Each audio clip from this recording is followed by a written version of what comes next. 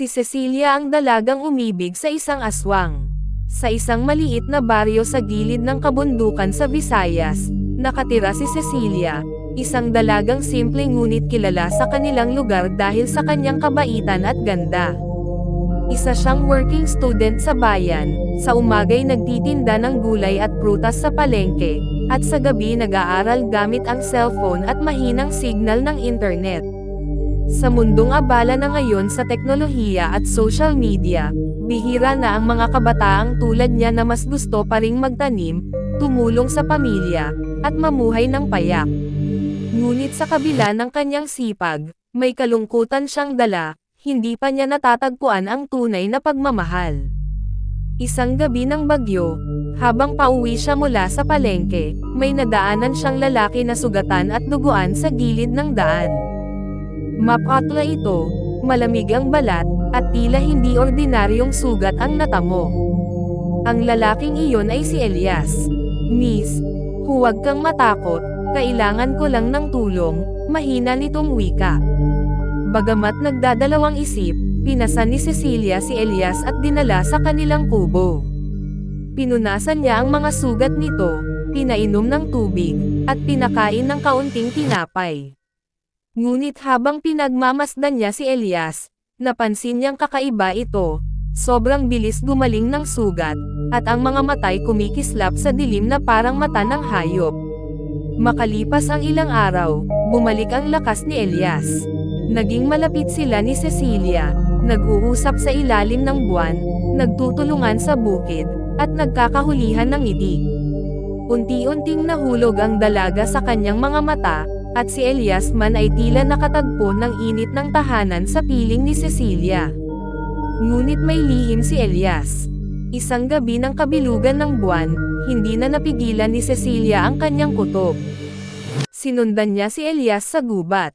At doon, nasalayan niya ang nakakatakot na katotohanan, nagbago ang anyo ni Elias, ang balat niya'y nagdilim, naglabasan ang mahahabang kuko, at ang kanyang bibig ay nagngangalit ng matatalas na ngipin. Isa siyang aswang. Natulala si Cecilia, nanginginig sa takot. Ngunit nang makita siya ni Elias, hindi ito lumapit para manakit. Bagkus, nakaluhod ito sa kanyang harapan at nagsumamo. "Cecilia, patawarin mo ako. Isa akong aswang. Ipinanganak akong ganito.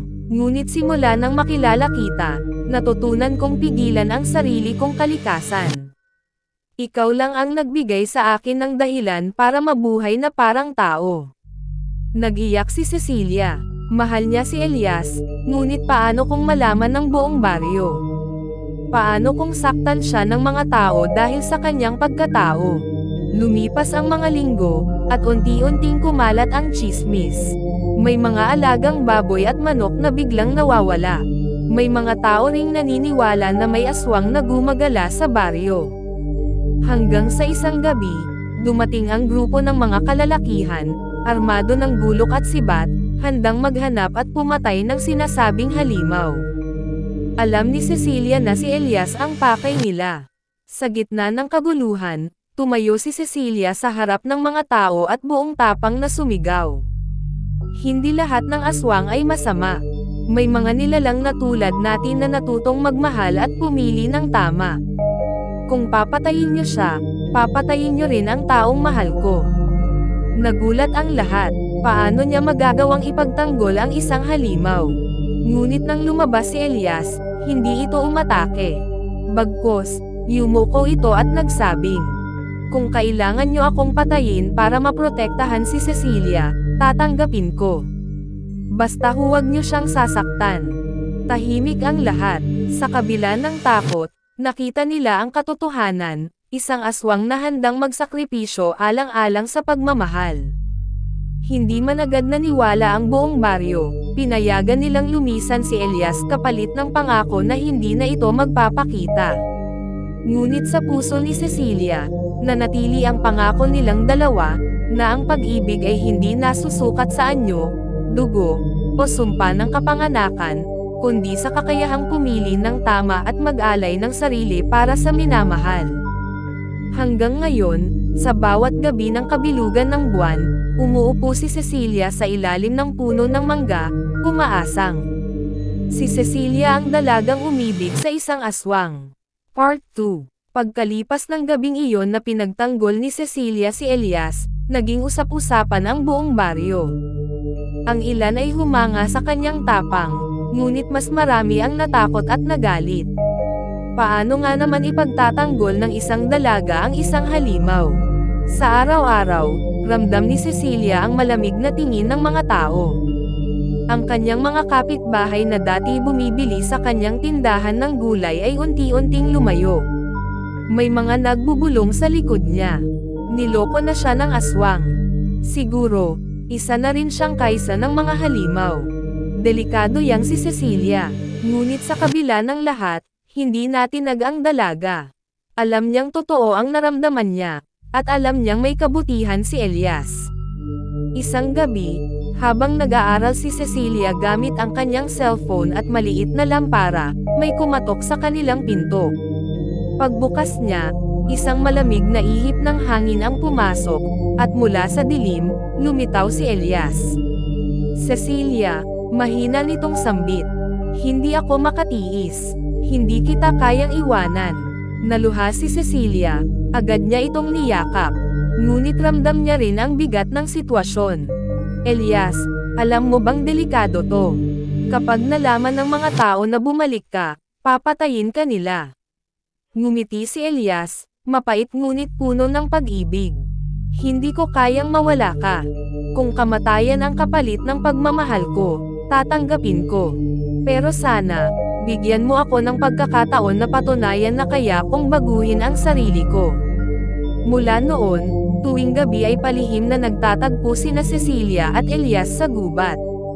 Doon sila nag-uusap, nagtatawanan, at nangakong magtutulungan laban sa takot ng mundo. Ngunit hindi maitatanggi ang katotohanan, si Elias ay aswang pa rin. Sa ilang pagkakataon, ramdam ni Cecilia ang hirap ni Elias na pigilan ang kanyang likas na pagkagutom. Minsan, lumalayo ito bigla, nanginginig at nagkakagat-labi, takot na baka saktan si Cecilia. Kung sakaling hindi ko mapigilan ang sarili ko, bulong ni Elias isang gabi, pakiusap, Cecilia, ikaw mismo ang tatapos sa akin. Napahigpit ang hawak ni Cecilia sa kanya, luhaan. Huwag mong sabihin yan. Hindi ako papayag na ang pag-ibig natin ay matatapos sa dugo at kamatayan. Maghahanap tayo ng paraan, Elias. Maghahanap tayo ng lunas. Ngunit habang sila'y naghahanap ng pag-asa, may ibang panganib na nagbabadya. Sa baryo, may dumating na grupo ng mga mangkukulam at albularyo na inarkila mula sa kalapit na bayan. Ang kanilang misyon, hanapin at lipulin ang aswang na nagtatago. At si Cecilia, na alam ng lahat na may koneksyon kay Elias, ang naging susi para masundan nila ang halimaw. Isang gabi, habang papunta sa kanilang tagpuan si Cecilia, may mga aninong nakasunod sa kanya. Mga matang nagmamasid. Mga taong handa nang tapusin ang kanyang ipinaglalaban. Si Cecilia ang dalagang umibig sa isang aswang. Part 3. Sa gabing iyon ng kabilugan ng buwan, hindi na nakatiis si Cecilia. Bitbit ang maliit na basket ng pagkain at isang lamparang de baterya, naglakad siya patungo sa gubat kung saan palihim silang nagtatagpo ni Elias. Ngunit lingid sa kanyang kaalaman, 3 albularyo at ilang kalalakihan mula sa baryo ang nakasunod sa kanya. May dala silang mga anteng-anteng, sibat na may bawang, at langis na itinuring nilang panlaban sa mga halimaw. Tahimik si Cecilia habang naglalakad, ngunit pakiramdam niya'y may malamig na matang nakamasid. Nang makarating siya sa may malaking puno ng akasya, biglang sumulpat mula sa dilim si Elias. Cecilia, aniya, may lungkot at tuwa sa kanyang tinig. Akala ko'y hindi ka na darating. Ngunit bago pa sila muling makapagyakap, biglang sumigaw ang isang albularyo mula sa dilim. Narito ang aswang. Huwag niyong palayain. Naglabasan mula sa mga anino ang mga lalaki, hawak ang kanilang mga sibat at apoy mula sa sulok. Nagulat si Cecilia at napaatras. Elias, tumakbo ka, sigaw niya. Ngunit hindi na nakatakas si Elias. Agad siyang pinalibutan ng mga kalalakihan. Ang kanyang mga matay nagdilim, ang kanyang mga kukoy hamaba, tanda ng kanyang pagtatanggol sa sarili. Hindi ko kayo sasaktan kung aalis kayo. Sigaw ni Elias, nanginginig ang tinig.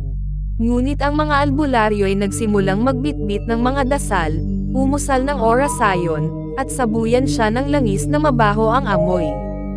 Agad na napahiyaw si Elias, tila ba sinusunog ang kanyang balat. Tumigil kayo, sigaw ni Cecilia, sabay harang sa pagitan nila at ni Elias. Kung papatayin niyo siya, kailangan niyo munang dumaan sa akin. Nagkagulo ang lahat, ang ilan ay natigilan, ngunit ang pinakamatandang albularyo ay tumindig at nagsalita. Dalaga, niloko ka na ng halimaw na iyan. Kung hindi natin siya tatapusin, darating ang araw na ikaw ang kanyang kakainin. Napaluha si Cecilia, ngunit matatag ang kanyang sagot. Hindi lahat ng ipinanganak na aswang ay pumipili ng kasamaan. Siya ang ebidensya, siya ang mahal ko. Habang patuloy ang pagtatalo, naramdaman ni Elias ang matinding pananakit. Ang kanyang katawan ay unti-unting nagbabago, ngunit hindi dahil sa kagutuman, kundi dahil sa orasayon ng mga albularyo. Tila ba pinipilit siyang bumalik sa kanyang pinakamabangis na anyo.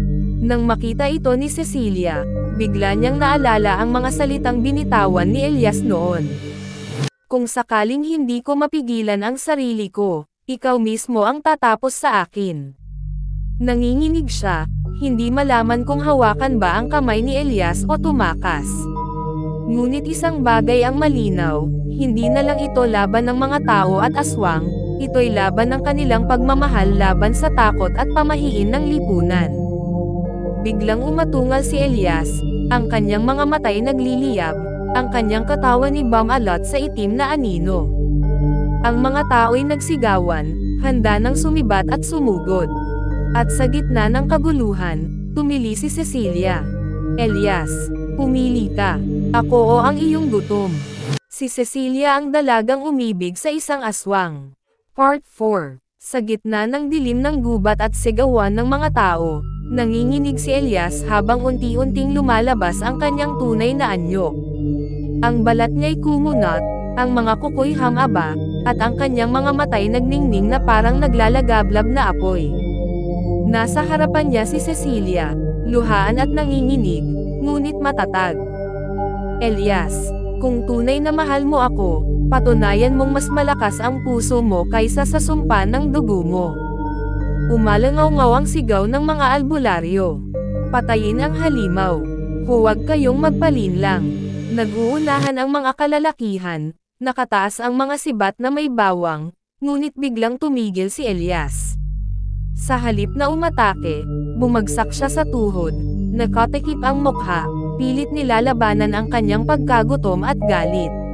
Cecilia, hindi ko kaya, garalgal niyang tinig, pero ayokong saktan ka, ayokong saktan kahit sino. Muling sumugod ang isa sa mga lalaki at tinangkang saksakin siya, ngunit mabilis na hamarang si Cecilia. Ang sibat ay muntik nang tumama sa kanyang tagiliran kung hindi lang siya agad natigilan ng mga kapitbahay na nakakakilala sa kanya. Si Cecilia, halika, umalis ka dyan. Sigaw ng isa, ngunit tumindig ang dalaga, hinaharang ang katawan ni Elias. Kung papatayin niyo siya, ako ang mauuna. Nagkatinginan ang mga tao. Ang ilan ay nagduda, ang iba na may lalong nagalit. Ngunit bago pa sila makakilos, isang kakaibang pangyayari ang naganap.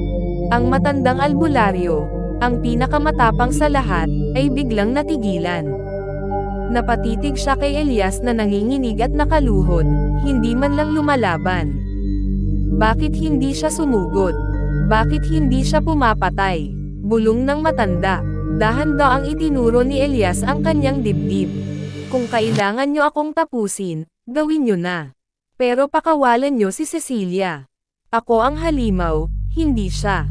Nagulat ang lahat. Walang aswang na kilala nila ang kusang sumusuko, lalo pat ipinapahamak ang sarili alang-alang sa isang tao. At doon, isang kakaibang ideya ang tumama sa isipan ng albularyo. Kung totoo ang sinasabi ng halimaw na ito, maaaring may paraan upang mapalaya siya sa sumpa. Napalunok si Cecilia, agad na kumapit sa Pag-asa. Anong ibig mong sabihin, Lolo? May sinaunang ritual, sagot ng albularyo. Ngunit hindi pa ito nagtagumpay kailanman. Kapalit ng kalayaan ng aswang ang malaking sakripisyo, ng taong pinakamahal niya. Napatingin si Elias kay Cecilia, at ang kanyang puso'y parang pinigas sa sakit. Hindi ko hahayaan. Hindi kita isasakripisyo, Cecilia. Ngunit matatag ang tinig ng dalaga. Kung ito ang tanging paraan para maging malaya ka, Elias, handa akong gawin ang lahat. Ang pagmamahal ko ay hindi para sa kalahating nilalang, kundi para sa isang buong tao na kaya kong makasama. Sa mga sandaling iyon, kumulog at kumidlat, tila ba ang kalangitan mismo'y nakikiayon sa kanilang kapalaran. At sa puso ni Cecilia, alam niyang magsisimula ang pinakamalaking laban, hindi na lang laban sa baryo, kundi laban sa sumpang nakatali kay Elias.